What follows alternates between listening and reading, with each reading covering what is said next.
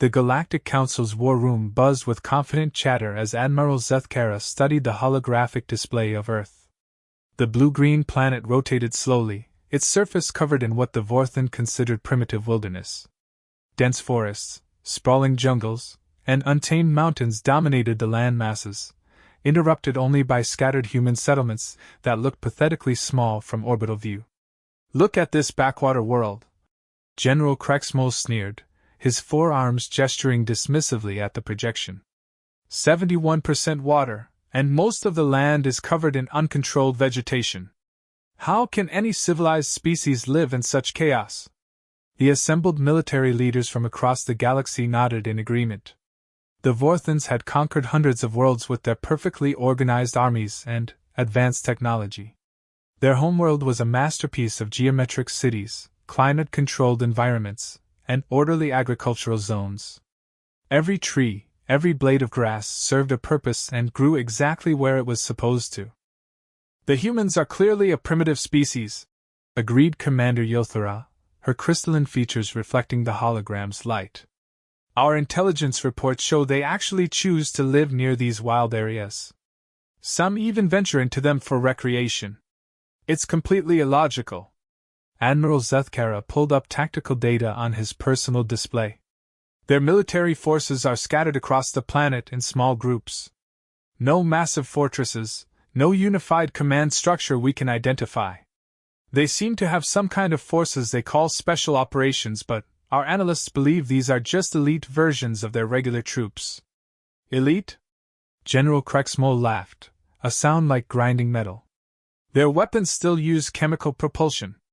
Their vehicles require fuel that they extract from the ground. Half their military installations don't even have proper climate control. How elite can they possibly be?" The Kethriki delegate, Ambassador Veltuin, leaned forward on his 6 legs.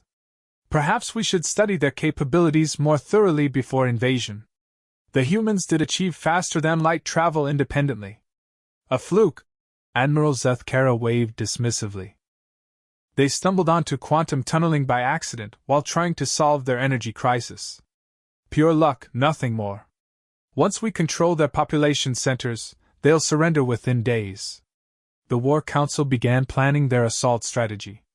Their doctrine was simple and had never failed: establish orbital supremacy, land massive armies near major cities, overwhelm defenders with superior technology and numbers, then demand surrender.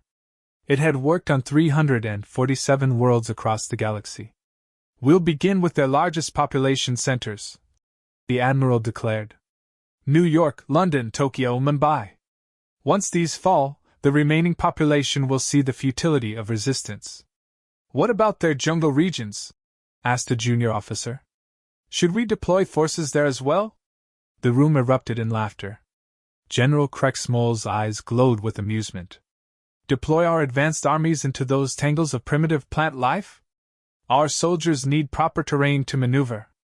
Those chaotic wastelands offer no strategic value anyway.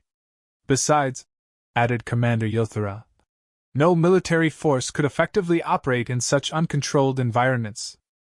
All that vegetation would interfere with sensors, communications would be unreliable, and there's no room for proper formations or heavy vehicles. It would be madness to waste resources there."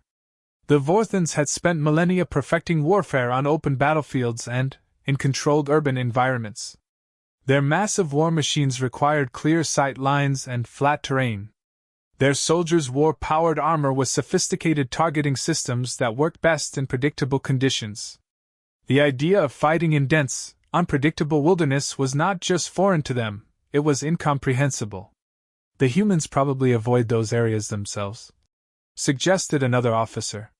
"Civilized beings don't choose to live in such primitive conditions."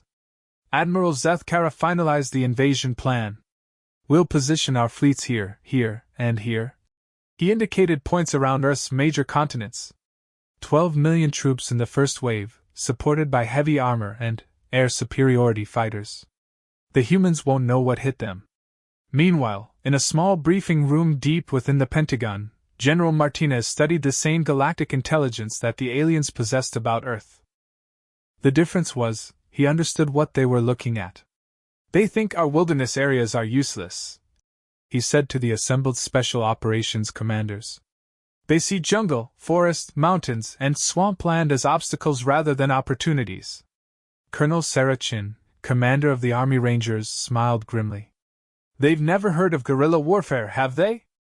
Apparently not, replied Commander Jackson of the Navy SEALs. Their military doctrine seems to revolve around large-scale conventional warfare in open terrain. Master Sergeant Rodriguez of the Green Berets leaned back in his chair. Sir, with respect, these aliens might have better technology, but they're about to learn why we train in the world's worst conditions. General Martinez pulled up terrain maps of Earth's major wilderness areas. The Amazon, the Congo Basin, the mountains of Afghanistan, the swamps of Louisiana, the forests of the Pacific Northwest. These aliens see worthless land. We see home field advantage. What's our operational timeline? Asked Major Thompson of the Delta Force. Intelligence suggests they'll begin their assault within 72 hours. They're planning to ignore rural and wilderness areas completely, focusing entirely on major population centers.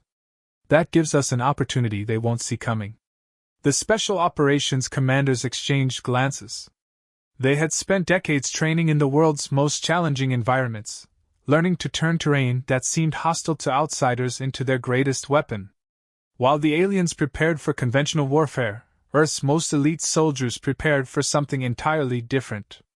Gentlemen and ladies, General Martinez concluded, these invaders are about to discover why Earth's military doesn't just fight on our planet, we fight with it. 3 days later, the Vorthan invasion fleet descended through Earth's atmosphere like a metallic storm. Massive ships, each the size of a small city, took positions over major metropolitan areas exactly as planned.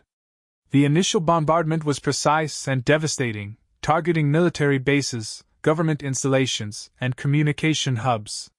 In the command center of the flagship above North America, Admiral Zeth Kara watched with satisfaction as human defensive positions crumbled under the assault.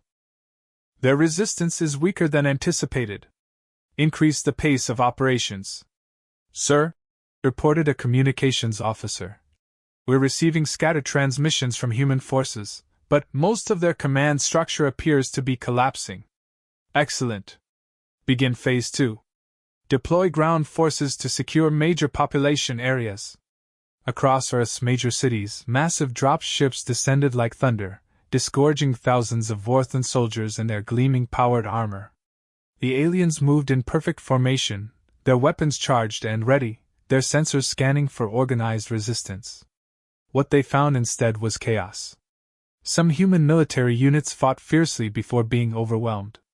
Others seemed to melt away into the urban landscape, disappearing into subway systems, abandoned buildings, and underground tunnels. But the overall pattern was clear. Conventional human forces could not stand against Vorthan technology and numbers. The conquest proceeds ahead of schedule, reported General Krexmol from the surface of what had once been downtown Los Angeles. Human resistance is fragmenting. We should have complete control of major population centers within days. Admiral Zeth Kara allowed himself a moment of satisfaction. Another world would join the Vorthan Empire, its people serving as laborers and its resources flowing to feed the ever-expanding galactic civilization. It was the natural order of things. He had no idea that in the dense jungles of South America, the mountains of Central Asia, and the swamps of the American South, a very different kind of war was about to begin. Earth's Special Operations Forces had not been defeated, they had simply faded back into terrain that the aliens couldn't understand and wouldn't think to follow them into. The Vorthans controlled the cities, but they had never encountered an enemy that made the wilderness itself their stronghold. They were about to learn that on Earth, the real war was just beginning. Captain Sarah Chin crouched motionless in the dense undergrowth of the Amazon rainforest, her rangers spread invisibly throughout the green maze around her. 20 meters below, a Vorthan patrol moved along what had once been a logging road, their powered armor gleaming incongruously among the ancient trees. The aliens moved like they were on parade, maintaining perfect spacing and formation even in the tangled wilderness. Their sensors swept back and forth mechanically, searching for threats they expected to find in open ground or behind conventional cover. They never looked up into the canopy where Chen's sniper teams waited, or down at the seemingly solid ground that concealed pressure-triggered explosives. Through her earpiece, Chen heard the whispered reports from teams across the globe. Ghost 6, this is Viper Team. Package delivered to supply convoy in Congo. Estimate 40% casualties before withdrawal. Phoenix leader to Ghost 6. Bridge demolition successful in Myanmar. Enemy heavy armor now cut off from resupply route. Kodiak team reporting from Alaska. Enemy communication relay destroyed. They're flying blind in Sector 7. Chen smiled grimly. The aliens had made their first critical mistake. They assumed that controlling cities meant controlling the planet. They had no understanding of how much of Earth's military infrastructure was deliberately hidden in what they considered worthless terrain. The Vorthan patrol below finally moved past her position. Chen made a subtle hand signal, and her rangers began to move like ghosts through the undergrowth, following their prey. The aliens would never reach their destination, but they wouldn't know they were being hunted until it was too late. 300 kilometers away, Admiral Zethkara studied increasingly troubling reports in his command center. Explain to me how we lost contact with 17 supply convoys in a single day. Sir, the humans appear to be conducting some form of unconventional warfare, his intelligence officer replied nervously. They're not engaging our main forces directly. Instead, they're attacking isolated units, supply lines, and communication nodes. Impossible, General Krexmol interjected via hologram from the surface. Our sensors show no large human military formations anywhere near those attack sites. How can they coordinate attacks without detectable command structures? Perhaps they're using their primitive radio technology, suggested Commander Yothara. It would be too crude for our sensors to detect as military communications. Admiral Zethkara frowned at the tactical display. Red marks indicated attacked positions, stretching across multiple continents. The pattern made no sense according to Vorthan military doctrine. These attacks are too dispersed to be effective. Small unit actions cannot possibly threaten a force our size. Sir, the intelligence officer ventured carefully. These small unit actions are causing significant disruption to our operations. Supply shortages are beginning to affect several major ground forces. Then, we'll increase security on supply routes. Double the escorts, triple the sensor sweeps. These primitive hit-and-run tactics are merely an annoyance. But down in the swamps of Louisiana, Commander Jack Wilson of the Navy SEALs was demonstrating exactly why the alien strategy was flawed. His team had spent 3 days moving through bayous that the Vorthans couldn't even map properly, their advanced sensors confused by the water, vegetation, and complex terrain. Contact in 30 seconds, Wilson whispered into his throat mic. Ahead, a massive Vorthan-supplied barge moved slowly along what had once been the Mississippi River, escorted by 2 gunships and protected by energy shields that could stop any conventional weapon Earth had ever produced. Wilson's team wasn't carrying conventional weapons. The charges they had planted 3 days earlier were made from materials that existed naturally in the environment around them. The Vorthan sensors, calibrated to detect manufactured explosives and energy weapons, never noticed the organic compounds that had been carefully cultivated from local chemistry. When the river bottom erupted beneath the supply barge, the explosion was so unexpected that the escorts didn't even return fire. They were too busy trying to understand how a massive detonation could occur without triggering any of their warning systems. By the time they processed what had happened, Wilson's team had already faded back into the swamp, invisible among the cypress trees and Spanish moss. The Vorthans had expected to fight an enemy that behaved like them, organized, technological, dependent on supply lines and communication networks. They never considered that they might face warriors who could live off the land itself, who could turn trees and rivers into weapons, who could disappear into terrain that looked empty to alien eyes. In the mountains of Afghanistan, Master Sergeant Rodriguez led his Green Berets through valleys that had swallowed armies for thousands of years.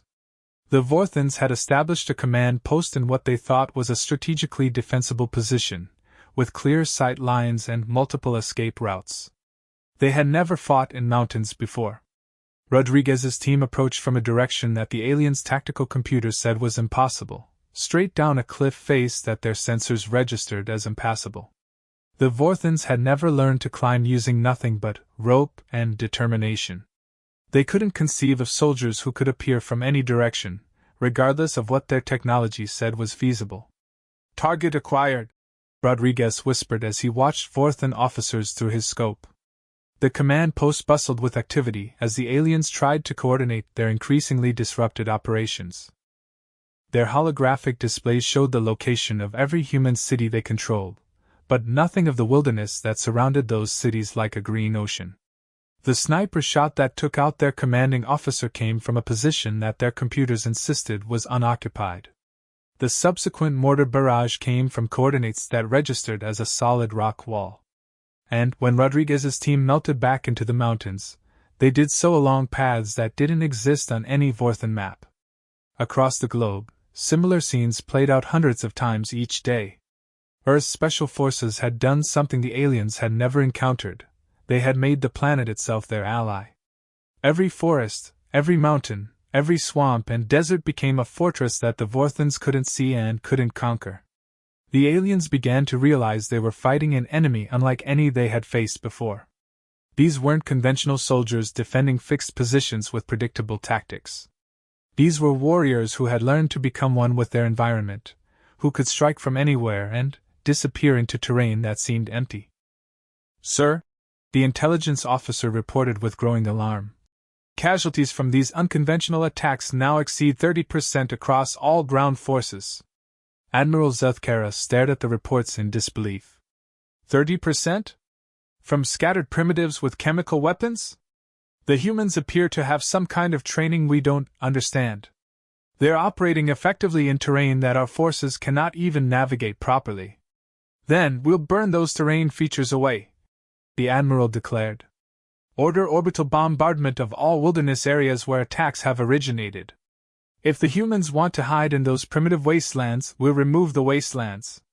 But as the first bombardment ships moved into position above the Amazon rainforest, they encountered something else the Vorthans hadn't expected. The Special Forces teams weren't just hiding in the wilderness, they were protecting it.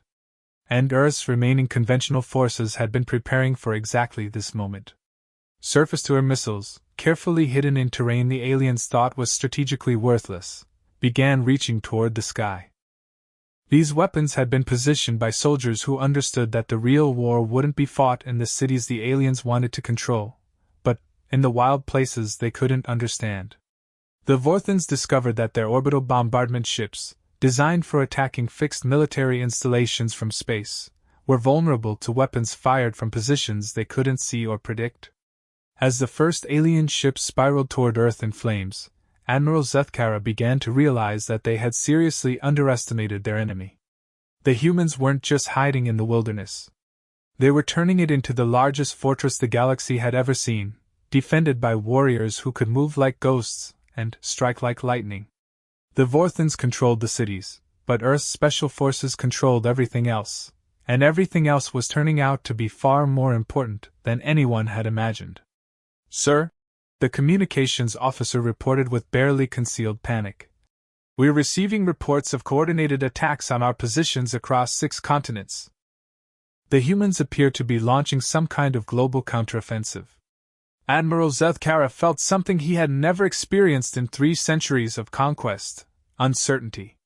The primitive planet that had looked so easy to control was revealing depths of military capability that defied everything the Galactic Council thought they knew about warfare.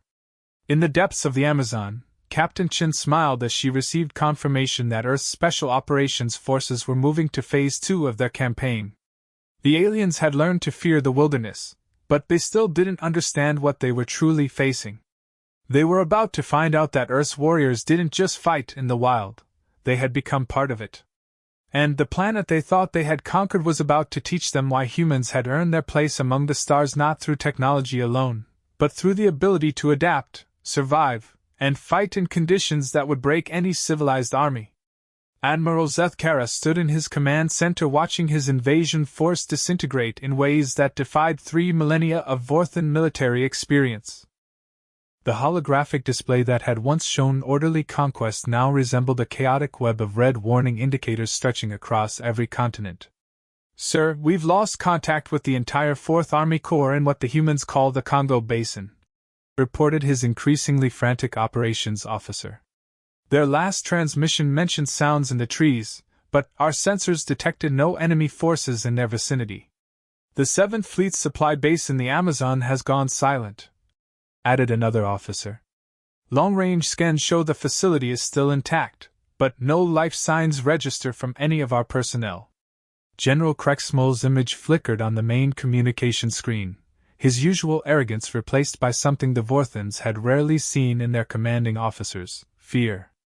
"Admiral, my forces are being systematically eliminated by an enemy we cannot see, cannot track, and cannot predict.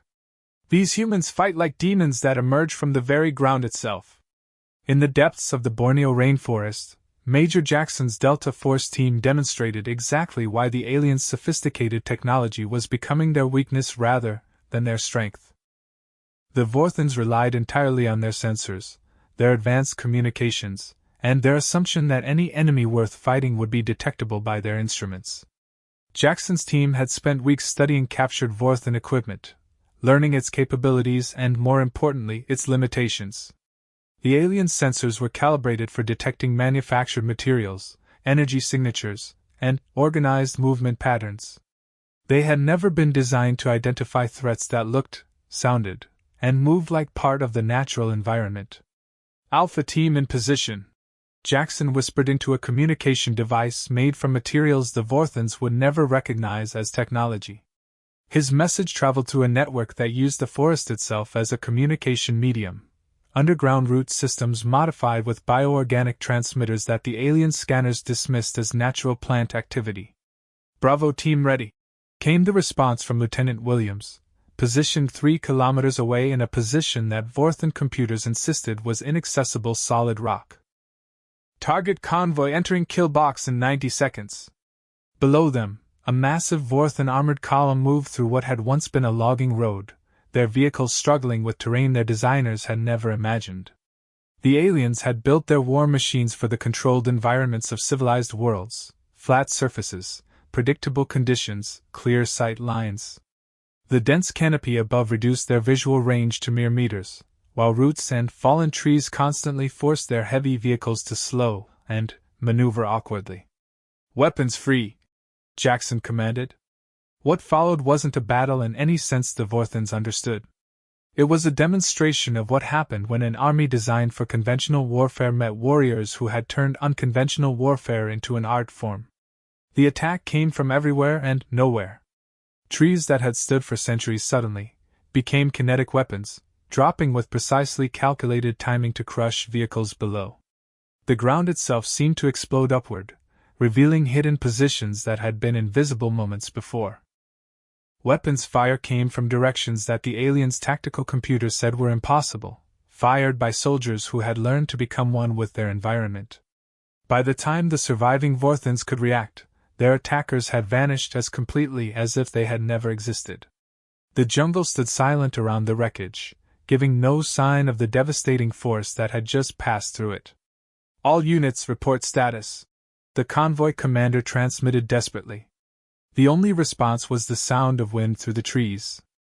Across the planet, similar operations were being conducted by every Special Forces unit Earth possessed.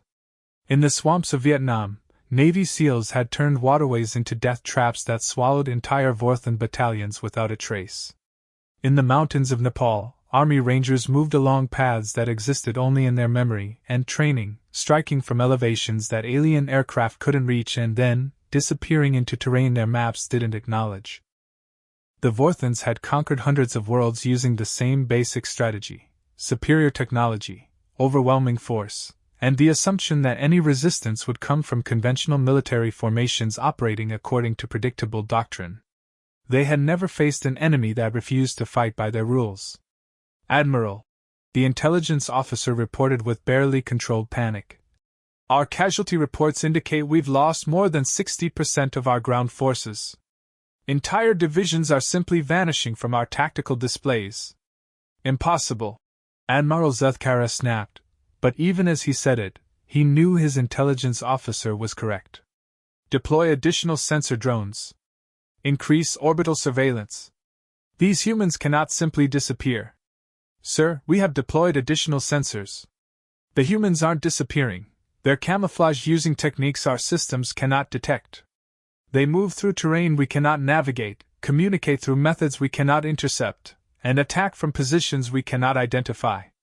Commander Yothara's image appeared on another communication screen. Admiral, I must report that human forces have begun attacking our orbital installations. They're using weapons that appear from ground positions we cannot locate. Ground-based weapons cannot threaten orbital installations, the Admiral stated flatly. Sir, with respect, these weapons apparently can. We've lost 3 bombardment cruisers and a supply station in the last 6 hours.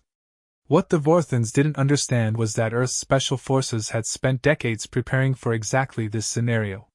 Hidden deep in mountain ranges, camouflaged among forest canopies, and buried beneath desert sands, surface-to-space weapons systems waited in positions that looked like natural terrain features to alien sensors. These weapons had been designed and positioned by soldiers who understood that any invasion of Earth would begin with orbital superiority.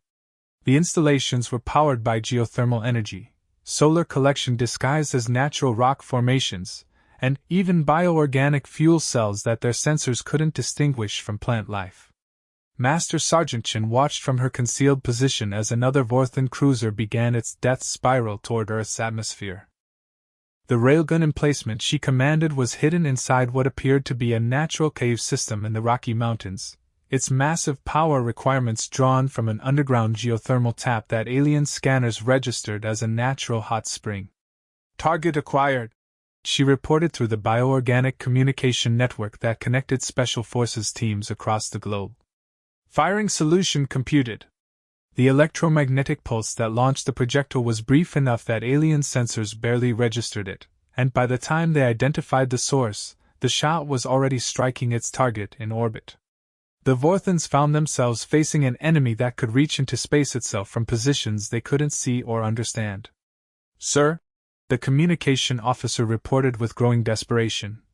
Admiral Krexmol's flagship is requesting immediate evacuation. They report that ground-based weapons are somehow targeting their vessel despite full defensive screens. Admiral Zethkara stared at the tactical display in complete bewilderment. Everything he had learned about warfare during his long career told him that this situation was impossible. Ground forces could not threaten orbital installations. Primitive armies could not defeat superior technology. Scattered irregular units could not coordinate effective operations across multiple continents. Yet all of these impossible things were happening simultaneously. Sir, his operations officer said quietly, perhaps we should consider withdrawal. Withdrawal? The Admiral's voice rose to a near shriek. We are the Vorthan Empire. We have never retreated from a primitive world. Admiral, came General Krexmol's voice, now transmitted from an escape pod after his command ship had been destroyed. These humans are not primitive. They are the most sophisticated military force we have ever encountered. They have turned their entire planet into a weapon we cannot comprehend. Through the chaos of reports and alarms, Admiral Zethkara began to understand what had happened. The Vorthans had assumed that wilderness was wasteland, that primitive technology meant primitive tactics, that a species that still lived close to nature must be defenseless against advanced civilization. Instead, they had encountered warriors who had learned something the galaxy's civilized armies had forgotten, that the most powerful weapon in any conflict was not technology, but the ability to adapt, to use every available resource, and to fight with complete unity of purpose. The humans had done more than defend their world. They had demonstrated that their apparent primitiveness was actually sophistication beyond anything the galaxy had imagined. They had turned forests into fortresses, mountains into missile bases, and swamps into strongholds. They had created a defense network that used the planet itself as both weapon and shield. Admiral, the communication officer announced, we're receiving a transmission from the human military. They're offering to discuss terms for our surrender. The word surrender hung in the air like a physical blow. In 3,000 years of expansion, the Vorthan Empire had never been offered terms by their enemies. They had always been the ones dictating surrender conditions to defeated worlds. "Sir," his intelligence officer added quietly, "long-range scans indicate that human special forces units are now moving toward our remaining urban positions. Our ground commanders report that resistance in the cities is intensifying. The humans appear to be launching a coordinated counteroffensive to retake their population centers." Admiral Zethkara realized with dawning horror that Earth's special forces had not just been defending the wilderness. They had been using it as a base of operations to prepare for the complete liberation of their world. The aliens had controlled the cities for weeks, but they had never truly controlled the planet. Now the planet was taking itself back. "Patch me through to the human commander," he said quietly. The face that appeared on his screen belonged to General Martinez, broadcasting from a command center that could have been anywhere on Earth, or in it. Behind him, the Admiral could see other humans in various military uniforms, all bearing the calm confidence of warriors who had just won an impossible victory. "Admiral Zethkara," General Martinez said formally, "I am authorized to accept your surrender. Your forces will be allowed to depart Earth unharmed, but you will never return. And you will carry a message back to your Galactic Council." "What message?" the Admiral asked, his voice barely a whisper. "That Earth is not just defended by humans, it is defended by humanity's partnership with our world itself. Any species that thinks wilderness is weakness, that primitive means defenseless, that technology alone determines victory, those species are not ready to meet us as equals." As the Vorthan fleet began its humiliating withdrawal from Earth's space, Admiral Zethkara understood that they had not just been defeated by superior tactics or unexpected technology. They had been defeated by a completely different way of thinking about warfare, survival, and the relationship between a species and their environment. The galaxy would soon learn that humans had not conquered their world, they had become part of it. And anything that threatened Earth would face not just human soldiers, but the combined fury of a planet and its people fighting as one.